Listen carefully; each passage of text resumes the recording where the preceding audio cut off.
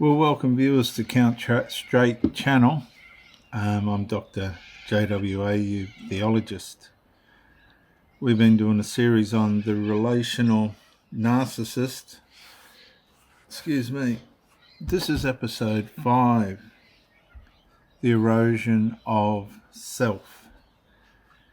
The previous episode 4, in that we exposed how the relational narcissist builds an inner courtroom where the victim keeps defending themselves against accusations that were not proven by the narcissist. In episode 5, I'm now going to move from internal accusation to identity erosion. The relational narcissist rarely destroys a person in one dramatic moment. They reduce them through repeated small injuries to their identity. Narcissistic erosion occurs when a person slowly loses confidence, voice, certainty, and self-trust while trying to survive the emotional climate of the relationship. Teaching point number 1. The relational narcissist weakens identity through repeated correction, criticism, dismissal, contradiction, and emotional pressure over time, and the victim begins editing themselves before they even speak. Second guessing normal reactions, apologizing when no clear wrong was done, feeling unsafe to express needs, shrinking personal opinions, and losing confidence in simple decisions. Teaching point number 2. Adaptation becomes self-abandonment, adapting to the narcissist and what they're saying to you and about you in their environment causes self-abandonment. At first, the person adapts to keep peace. Eventually, adaptation becomes surrender. They stop asking what is true and start asking what will avoid punishment. And this is what we do. I don't want to cause any more fights. I want to get on with this person. I want the relationship to grow. So we avoid having honest conversations. We hide emotions to prevent conflict. We start agreeing to things internally that we've rejected, that we know aren't true. We minimize personal pain, and we make ourselves easier for the narcissist to control. Teaching point number 3, viewers. Personal erosion makes the victim easier to recast. Once self-trust is weakened, the narcissist can redefine us or redefine the person more easily. The victim becomes vulnerable to false labels because their own inner authority has been eroded, worn down. We no longer trust our thinking against the projections of the narc. You're unstable will be some of the sayings. You're selfish. You're the difficult one.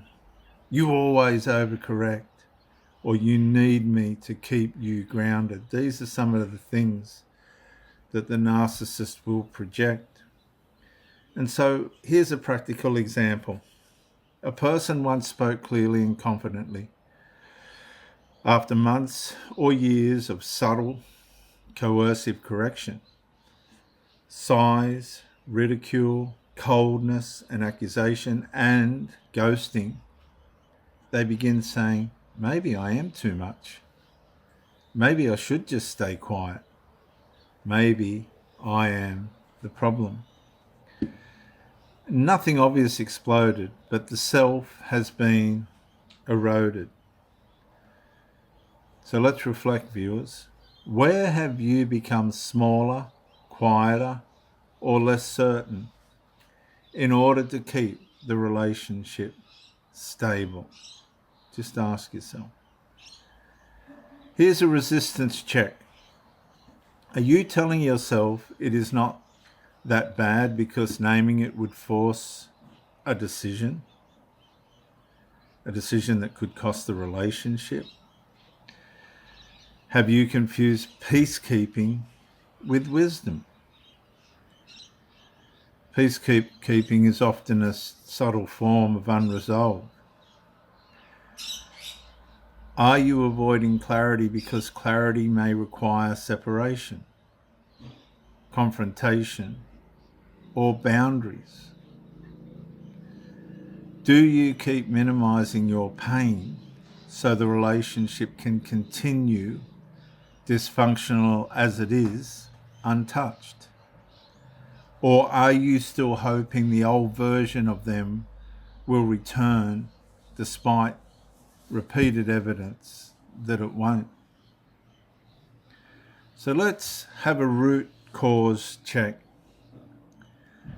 Are you afraid that being alone may feel worse than being slowly erased? Have you confused loyalty with self-abandonment? Is this relationship activating old wounds of rejection, neglect, and abandonment? Do you believe your value must be earned by enduring emotional abuse, mistreatment? Have you become attached to the relationship's potential instead of its reality? Let's take some immediate action. Write down one part of yourself you have minimized to survive the relationship. Name it clearly, then state one boundary that would protect it. Here's a proverb, viewers. Better is the soul that keeps its integrity in loneliness than the heart that gains companionship by surrendering itself to dysfunction. In closing, the self you keep abandoning will eventually become difficult to find.